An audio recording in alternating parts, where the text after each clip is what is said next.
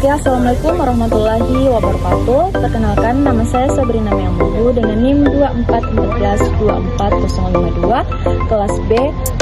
Yang terhormat Ibu Dr. Fenty Prihatiniti, SPD MSI. Jadi video kali ini saya akan menjelaskan mengenai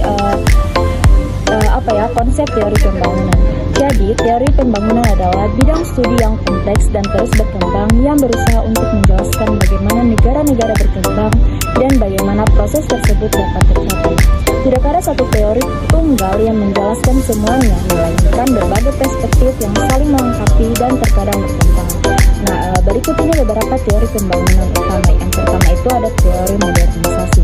Jadi teori ini berakar pada gagasan bahwa negara-negara berkembang dapat mencapai kemajuan ekonomi dengan meniru jalur pembangunan negara-negara maju. Proses ini melibatkan industrialisasi, urbanisasi, dan adopsi teknologi modern. Jadi aspek ini kunci meliputi yang pertama ada peran dan teknologi. Jadi investasi asing dan transfer teknologi dianggap krusial. Yang kedua ada peran negara. Pemerintah memiliki peran penting dalam menciptakan iklim investasi yang kondusif dan menyediakan infrastruktur. Terus yang ketiga ada keterbatasan. Jadi teori ini sering dikritik karena mengabaikan konteks historis dan politik bernegara-negara berkembang serta ketidaksetaraan global yang menghambat kemajuan.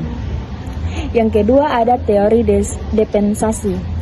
Jadi teori ini berfokus pada hubungan tidak setara antara negara-negara maju dan berkembang.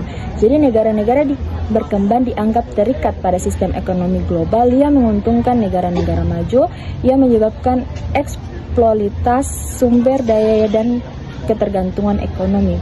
Aspek kunci ini meliputi yang pertama ada eksploitasi, yaitu negara-negara maju yang mengeksploitasi sumber daya dan tenaga kerja negara-negara berkembang.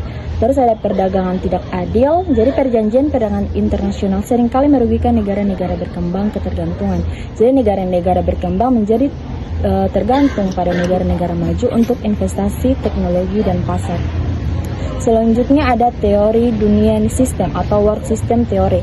Jadi teori ini memperluas teori depensasi dengan melihat sistem ekonomi global sebagai satu kesatuan yang terintegrasi, terbagi menjadi negara maju, semi-preferin negara berkembang dan industri tertentu, dan preferin negara berkembang yang paling miskin. Selanjutnya ada teori neoliberal, yaitu teori ini menekankan pada pasar bebas dan minimalisasi intervensi negara dalam perekonomian.